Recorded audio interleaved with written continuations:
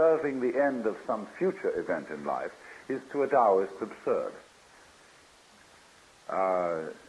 Because nothing is useful at all. The universe is viewed as purposeless and useless through and through, because it's a game. More than that, game doesn't really convey the sense of this. When a Taoist sage is wandering through the forest, he isn't going anywhere. He's just wandering. When he watches the clouds, he loves them because they have no special destination. He watches birds moving around. He watches the waves lapping on the shore. And just because all this is not busy in the way that human beings are busy, because it serves no end other than being what it is now, it is for that reason that he admires it, and it is for that reason that you get the peculiar styles of Chinese painting in the Tang, Sung, and later dynasties, where nature, in its wayward, wandering nature, is the main subject. When we say that something is without purpose, that's a put-down phrase. We say, well, it's no future in it. What's the use? No, we say, what's the use? And we need very much to realize that that question reflects our insanity. What's the future in it? What's the use? The joy for the Taoist is that things have no use, and the future is not important. Now you can exaggerate this, and Zhuangzi does in a very humorous way, by describing the ideal useless man. He's a hunchback, and he's so deformed that his chin rests on his navel, and so on. And but he says, now this man is very admirable. He's found the secret of life, because when the social service workers come around, he's the first to get a free handout. And when the military officers come around to conscript people for the army, he's the first to be rejected. Therefore, he lives long. And he also describes a case of some travelers came across an enormous tree. Fantastic thing. And they said, never did anyone see such a tree. So they went up and looked at it, and first they tested the leaves and found that they were rough and disagreeable and no good to eat. Then they looked at the branches and found that they were all twisted and absolutely no good for using as sticks. Then they examined the wood and found it was full of pith and absolutely useless for a carpenter. So nobody had disturbed this tree. It was not used for cutting down or any purpose whatsoever.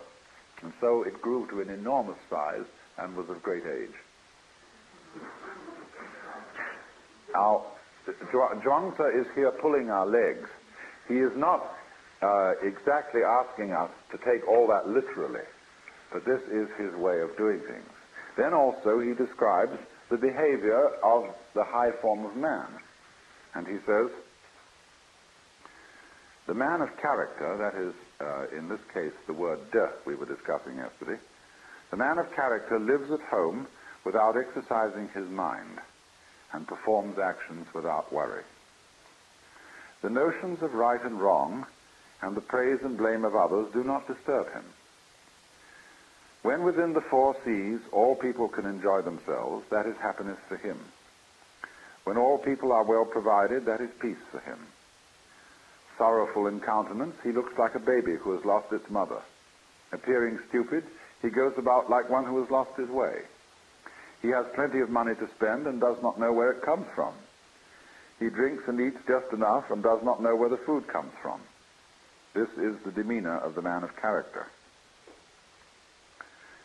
Then, by contrast, the hypocrites are those people who regard as good whatever the world acclaims as good, and regard as right whatever the world acclaims as right. When you tell them that they are men of Tao, then their countenances change with satisfaction. When you call them hypocrites, then they look displeased. All their lives they call themselves men of Tao, and all their lives they remain hypocrites. They know how to give a good speech and tell appropriate anecdotes in order to attract the crowd. But from the very beginning to the very end, they do not know what it's all about. They put on the proper garb and dress in the proper colors and put on a decorous appearance in order to make themselves popular, but refuse to admit that they're hypocrites. So on. But this explanation of the man who is stupid in countenance and appearance and is wandering about as if he had lost his way and doesn't know anything, of course, is based on the text in Lao Tzu where he says, the people of the world are merrymaking as if partaking of the sacrificial feasts, as if mounting the terrace in spring. I alone am mild, like one unemployed, like a newborn babe that cannot yet smile, unattached like one without a home. The people of the world have enough and to spare, but I am like one left out.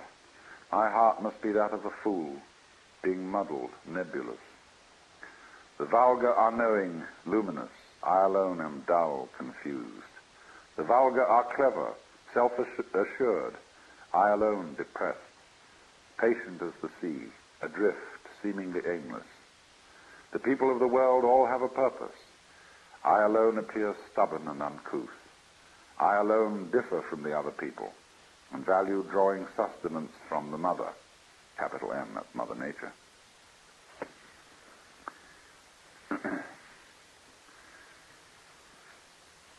So, there is about, you see, the character of the Taoist sage as depicted by Zhuangzi, something of the fool. Because the fool is the person who doesn't know enough to come in out of the rain, who doesn't compete. Everybody else gets before him to the prizes, the material prizes of life, and even to the spiritual prizes. The fool is, you see, the person who isn't going anywhere. He sits by the road and goes... The fool is like a Mongolian idiot child who isn't interested in survival, who will take a plate of food and run his finger around in it and make a wonderful slosh with the stew, and then watch it drip from the tip of his finger. He won't eat for quite a while, and then he'll play with it in all sorts of ways. Then his attention will be distracted by something else, and he'll chase after that, you see. But so long as you don't cross him, this is the case of the Mongolian idiot, he remains the most wonderfully friendly, swinging kind of a cat. And, but he has no ambition. He doesn't fight for himself. And nobody can ever get him to. So the fool has always been used as a kind of analog of the sage. There's a Hindu verse which says, sometimes naked, sometimes mad, now as a scholar, now as a fool, thus they appear on earth, the free men. And if you read the biographies of the early life of Sri Ramakrishna or Sri Ramana Maharshi, they are absolutely wild. Now, not all of this, you see, again, just as in reading Zhuangzi, you mustn't take it too literally. These things are said by way of a kind of overstress to correct another kind of overstress in the opposite direction. When a Japanese scholar many years ago explained the teaching of Buddhism to me, he said something I had never heard anybody else say, that the Buddha taught, for example, that life is suffering in order to correct the wrong view that it ought to be pleasure. He said that everything is impermanent in order to correct the wrong view that reality lasts forever in time. So the idea of the middle way is set up in this fashion by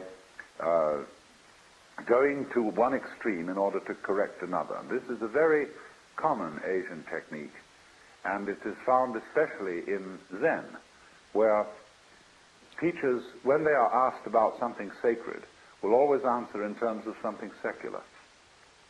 What is the Buddha? The tree in the garden. Then when you ask about something secular, they answer in terms of something sacred. You see? As there's a master and his student working in the field, and they are using a knife to prune, and the student suddenly says to the master, "Give me the knife." And he gives it to him point first. And so he says, "But please let me have the other end." The teacher says, "What would you do with the other end?" You see, the question immediately turns into a kind of a metaphysical thing.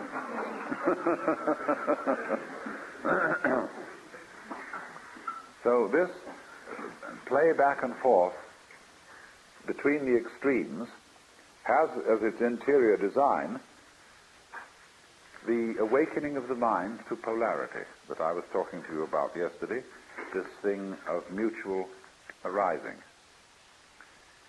Zhuangzi tells a story about this. He says a certain keeper of monkeys said with regard to their ration of nuts that each monkey should have 3 in the morning and 4 at night. But at this the monkeys were very angry, so the keeper said they might have 4 in the morning and 3 at night, with which arrangement they were all well pleased. Now the number of nuts was the same, he goes on to say, but there was an adaptation to the likes and dislikes of those concerned. This, then, he says, is the way of conduct of the sage. Basically, Zhuangzi's philosophy is a philosophy of relativity. He makes a great deal of the point that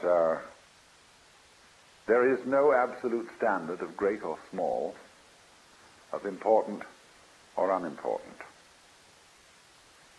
There is a story, for example, of a sort of enfant terrible at a banquet, and the speeches are being made after dinner, and somebody gets up and says that the human being is the highest of all creatures, that the whole world serves humanity, and there's a lot of pompous nonsense. The small boy gets up and says that since tigers feed on human beings, it's quite obvious, therefore, that human beings exist for the service of tigers.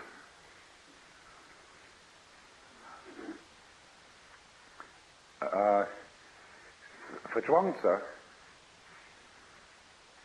you must get the point of view that small things are as big things can be, and big things are as small things can be. Everything can be looked at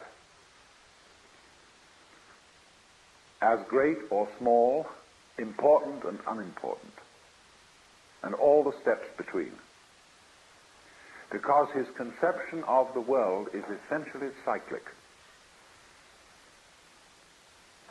In his idea of the circle, and Taoist and Zen teachers have a whole method of teaching by circles and drawing circles. The center of a circle is any point on the circumference. You can begin anywhere. There's a koan in Zen Buddhism which asks the question, Indra built the seamless tower. Where did he start? Now a seamless tower is like a sleeve with no seam on it. It's a continuous cylinder of cloth. So the continuous cylindrical tower is the seamless tower. Where do you start? So in the same way, where does the circle start? At the circle of life, the cycle of life, the interdependence of the bees and the flowers, the interdependence of long and short, you see, it's all circular. And so there is nowhere and there is everywhere that it can begin.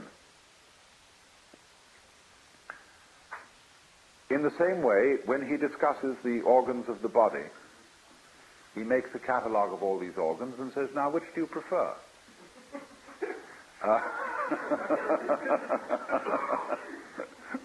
He says, which one comes first and which one follows? which one rules and which ones are servants. He said, it seems that there may be a governor in all this, but nobody could ever find it. This is a very strange passage in Chuang-Tzu, which I've seen translated in many different ways. There is an absolutely absurd translation of Chuang-Tzu on the market now, published in Mentor Books by a professor of Chinese at Harvard, and it is absolutely ridiculous. The whole thing is made by a man who is, I'm sure, an ex-missionary, and keeps talking about God. Well, there is no expression in Chuang-Tzu for God. There is this expression, Tianran, which has almost the same meaning as Ziran, spontaneity, of itself so. This means something is so through the power of heaven. Now, heaven, Tian, means simply the universe. As you look out from Earth, which is, as it were, the center or the base, everything else, the whole expanse of the cosmos, is Tian, heaven. And there is no connection in the idea of heaven with some sort of personal ruler of the universe. So the notion of God, you see, as we understand it, is really very foreign indeed to Taoist thought. And when you see somebody translating this as God, it gives a very wrong impression of this teaching. For example, there is a passage in which Shun asked Zheng, saying, can one get the Tao so as to have it for one's own? And the sage answers, your body is not your own. It is the delegated image of Tian. And, missionaries translate God, because they've read in the Bible, man is made in the image of God. Your life is not your own. It is the delegated adaptability of heaven. Your offspring are not your own. They are the delegated seeds of heaven. You move, you know not how. You are at rest, you know not why. These are the operations of the ways of Tao. So how could you get Tao so as to have it for your own? Similarly, there's a passage which says, when a drunk man falls out of a cart, though he may suffer, he does not die. Because his spirit is in a condition of security, he does not suffer from contact with objective existences. If such security may be got from wine, how much more from Tianran, from being in accord with the spontaneous rhythm of the universe. That's really what it means. But in the anxiety of missionaries, and missionaries have been, you see, the great Western, they've been the foundation of Chinese scholarship in the West. To translate the scriptures into Chinese, they studied Chinese. They were the first people to study Chinese. And they have constantly, therefore, had an interest in slipping Chinese Christian ideas into Chinese classics, just in the same way as when you read Monia Williams' Sanskrit Dictionary, which is the base dictionary for Sanskrit study for centuries, it's all made up with a missionary bias. But this notion, you see, of God in the sense of the personal ruler of the world is totally foreign to Chinese thought. There isn't even an idea in Chinese thought of the law of nature as we have it. See, the motions of the body, the harmony of the organism, is not what it is in obedience to a law. The Chinese do have an idea of law. This is the word zi.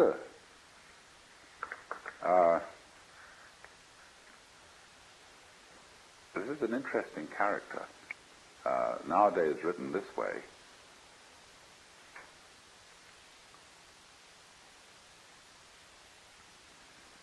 But originally written like this.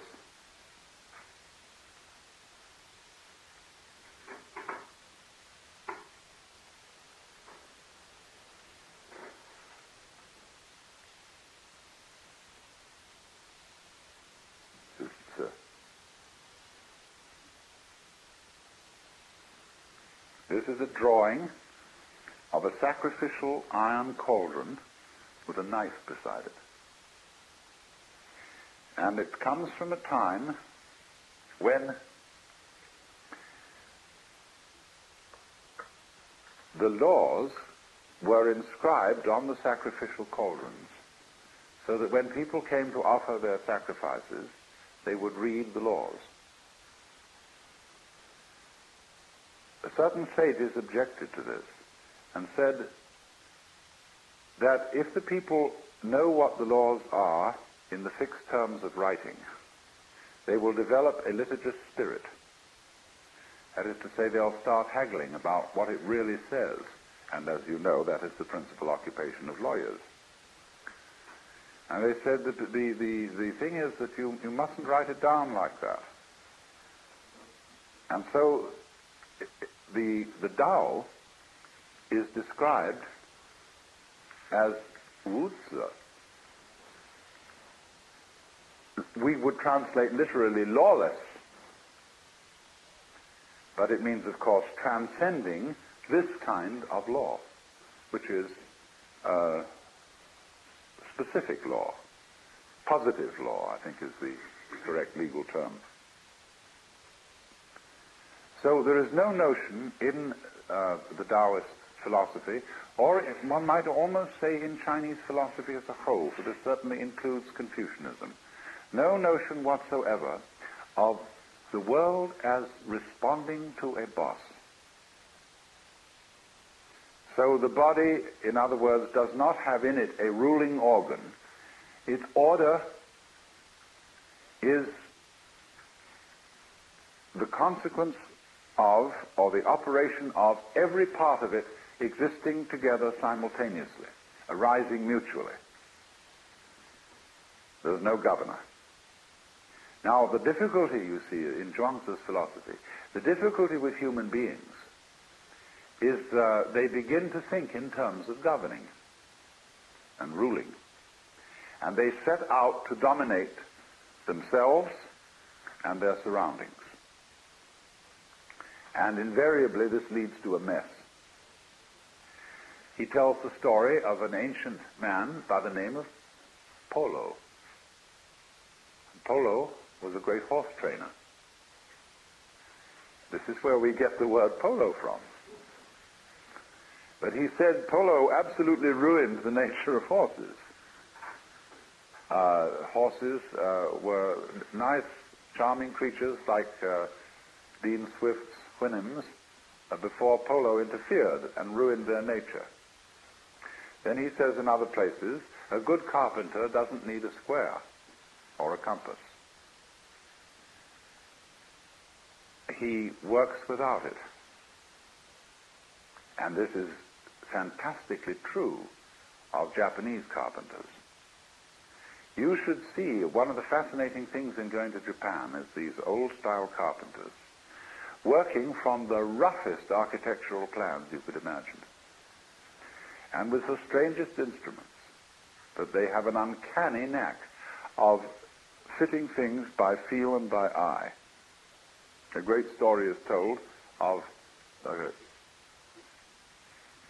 ceremonial raising of the ridgepole of a new temple.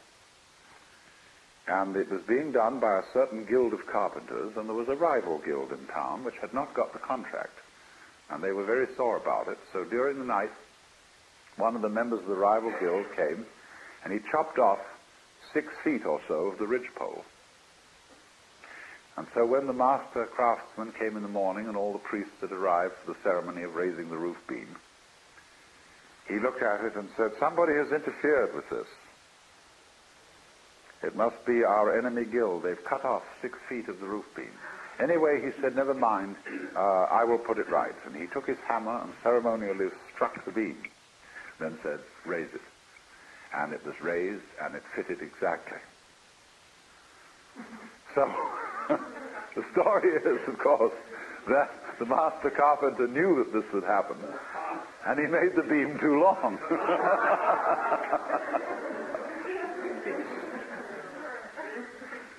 Those sort of stories are always associated with the art of carpentry.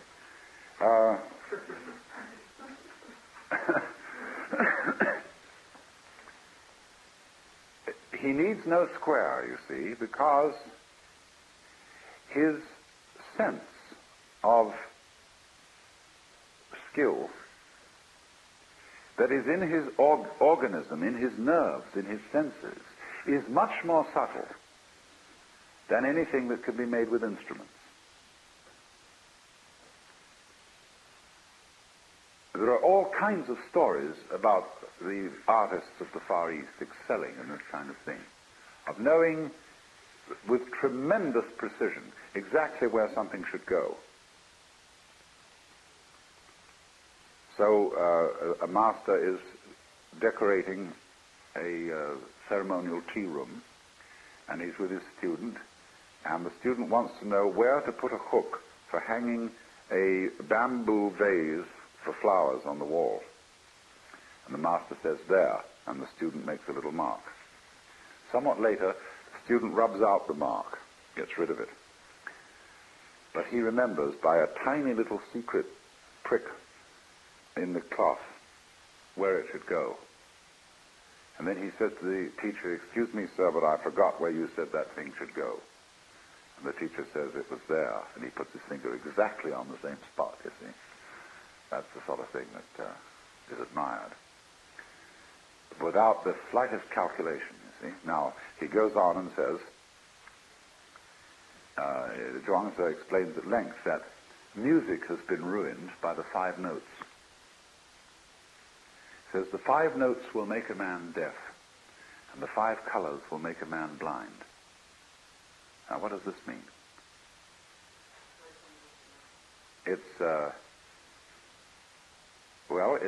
the thing is that if you think there are only 5 notes, you can't hear.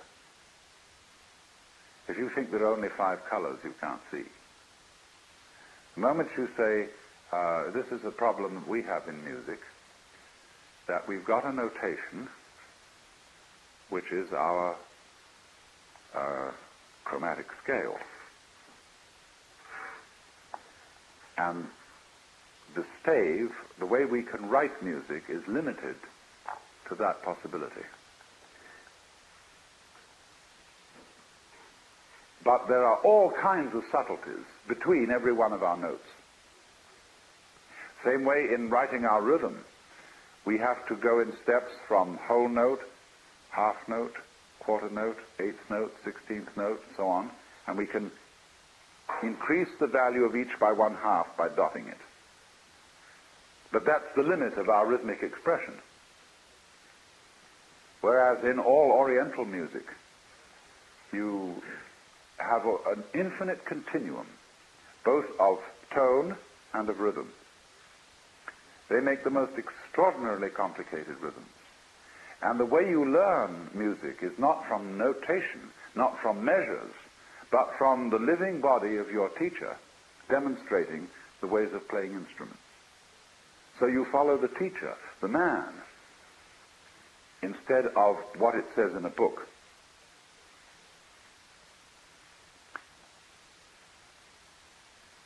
So the whole principle then is one of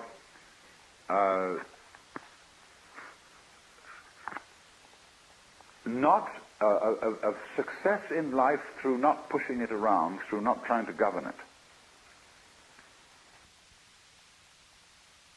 He tells a story, as a matter of fact, Zhuangzi has a very funny trick. A lot of his wisdom he puts into the mouth of Confucius. He said that Confucius was one day doing this, and he ran into Lao Tzu, and they had an argument, and Lao Tzu won. But then the next time he talks about Confucius teaching Lao Tzu's doctrines. And this to the immense confusion of everybody. But it's said one day Confucius was standing by a river where there was a tremendous cataract plunging down. And he suddenly saw an old man coming out of the forest who fell into the river and suddenly disappeared into the cataract. And he said, "Oh dear, too bad. Probably some old fellow tired of life who wanted to put an end to it all." The next moment, way downstream, the old man gets out of the water and starts bouncing along. And Confucius is amazed, and he sends one of his disciples to catch this fellow before he disappears. He said, "Sir, I was thinking that you were going to commit suicide, and I suddenly find that you came out of that cataract alive. Do you have some special method by which you do this?" "No, I have no special method," said the old man. "I just go in with the whirl and come out with the swirl. Because I don't resist the water, I entirely identify myself with water." So you see, here he is, utterly relaxed, just rolling around in the torrent and not resisting in any way. And so he is preserved. He goes with the stream, rolls with the punch, or whatever you want to call it. Again, of course, there is exaggeration in a story of this kind. Just as there's exaggeration in the story of the hunchback and the tree and so on. Because true Wu Wei, or letting go, non-interference, it doesn't mean, for example, flabbiness. A lot of people, when they think they're relaxing, merely become flabby. And if that is so, you know, the perfectly relaxed person would slowly become jello and would spread out on the floor and finally drip through into the basement.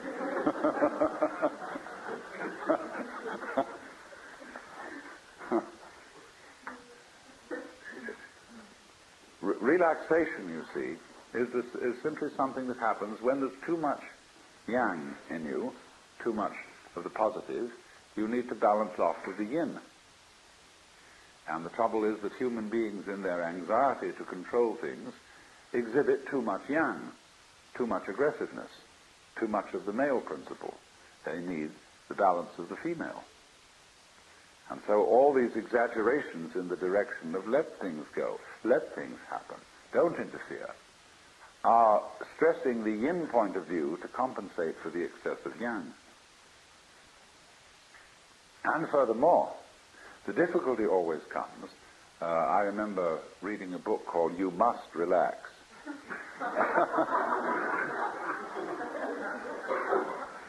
The difficulty always arises when one feels I must relax, I've got to let go, and let things happen. But how on earth do I do it? Even in trying to relax, I'm all tense because I'm anxious that it must happen, and maybe it won't. And how do you do it? You see? You can't achieve Wu Wei like that. What you have to understand is that you don't have to do anything. There is no method, as the old man said. That the meaning of Wu Tzu, when you call the Tao is Wu Tzu, or lawless, it means there is no method in it that you can master and do it. What you have, it's all based on understanding, or what our psychologists call insight, that you have to find out that there is nothing that you do as a source and cause of action separate from everything else. When you know that there is no separate acting you, then there is no need to try to relax. The thing you have to see is that the flow of the Tao As I said yesterday with the illustration of the people swimming in a strong stream, that the flow of the Tao goes on anyway. Just like the flow of time, for example, you can't get out of the present moment. You can think about the past and you can think about the future. But since you do that thinking now, the present is inescapable. All right, now the present moment does, doesn't it? It has a sense of flow. Time is going along, life is going along. Time, actually, the clock time, is simply a measure of flow, a way of going tick, tick, tick, tick, and counting the ticks. And say, well, we've lived through so many ticks. But nevertheless, this real time, as distinct from this ticking thing, is a flowing. And yet it's still. Isn't that fascinating? It moves, but you're always there. It's always now. You never get out of now. All right, now, if you can feel that, see, that you can't get out of now, and you never will. See?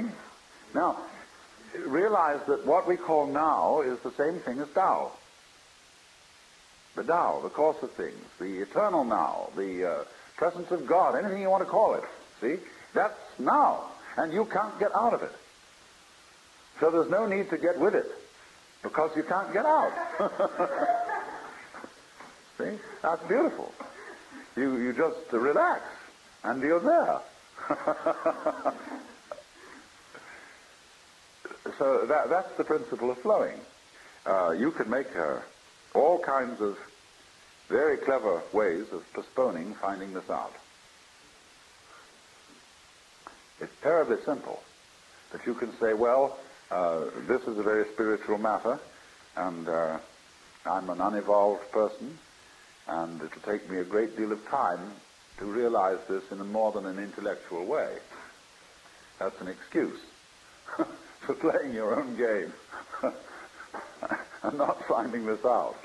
There are all sorts of elaborate ways of doing that, and you can put it off by indulging in the most complicated systems of spiritual culture and yoga and so on and so forth.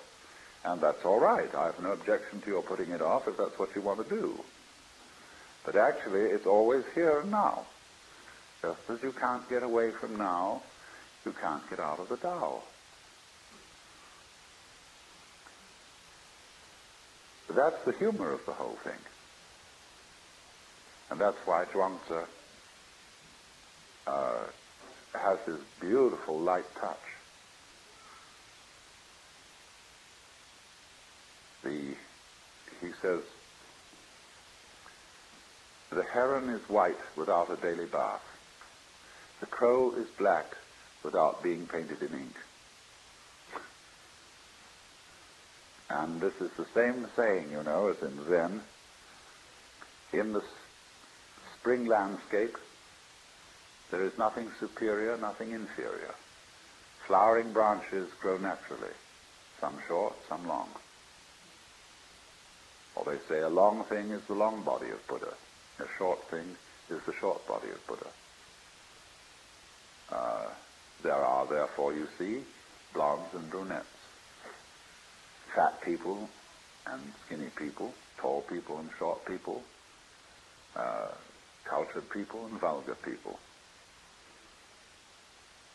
Even the Christian hymn says, the rich man in his castle, the poor man at his gate.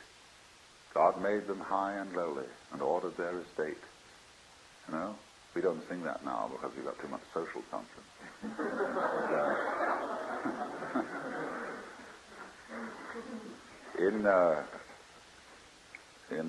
I think I probably read this passage yesterday. Maybe I didn't. But Zhuangzi has this to say about it.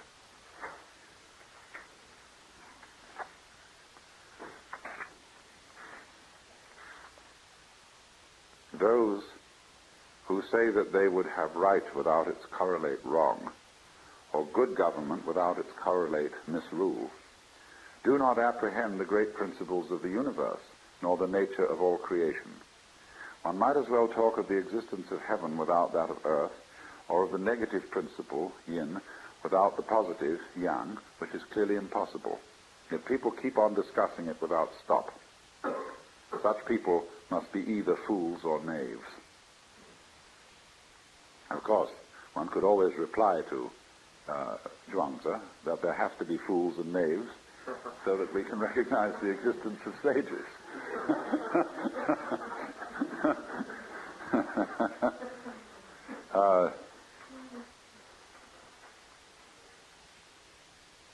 Speech is not mere blowing of breath. It is intended to say something, only what it is intended to say cannot yet be determined. Is there speech indeed, or is there not? Can we or can we not distinguish it from the chirping of young birds? How can Tao be so obscured that there should be a distinction of true and false? How can speech be so obscured that there should be a distinction of right and wrong? Where can you go and find Tao not to exist?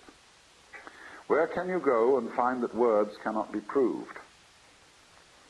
The Tao is obscured by our inadequate understanding, and words are obscured by flowery expressions.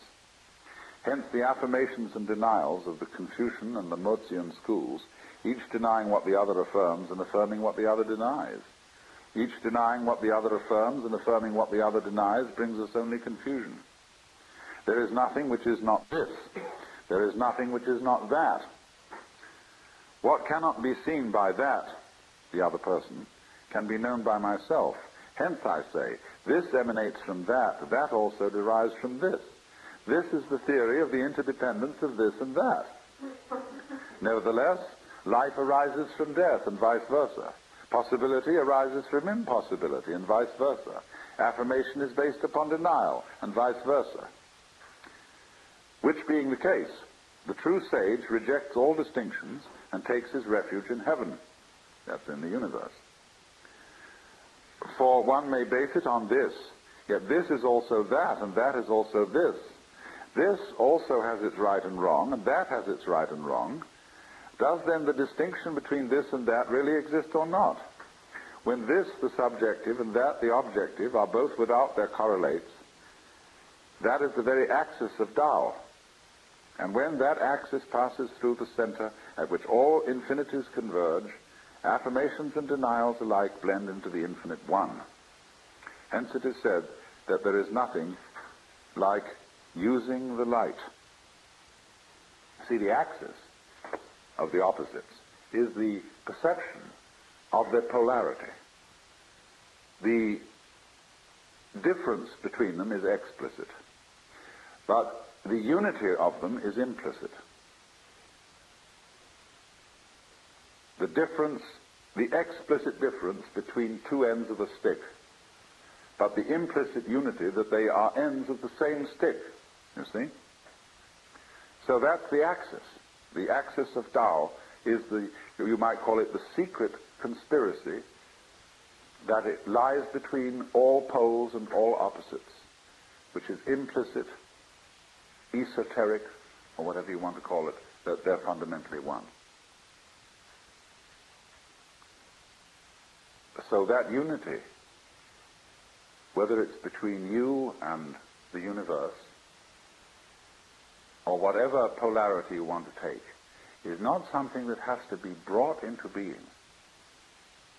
If one brings it into being, one assumes that it doesn't exist. That's called in Zen putting legs on a snake, or a beard on a eunuch. There's something unnecessary, you see. So it exists, it is always there, and you can see it so vividly. And actually almost put your finger on it and sense it, if you understand that the movement of the Tao is exactly the same thing as the present moment. Now, of course, if you try to grab the present moment and get ready with your clapper and say, now! It's gone. The finer and finer you draw the hairline on the watch, you don't know exactly when now is. You eventually get to the point where you can't see it at all. See? But if you leave it alone, and you don't try to grab the moment as it flies, but it's always there. See, you don't have to mark it. You don't have to put your finger on it, because it's everything that there is. And so the present moment suddenly expands. And it contains the whole of time, all past, all future, everything. You never have to hold on to it.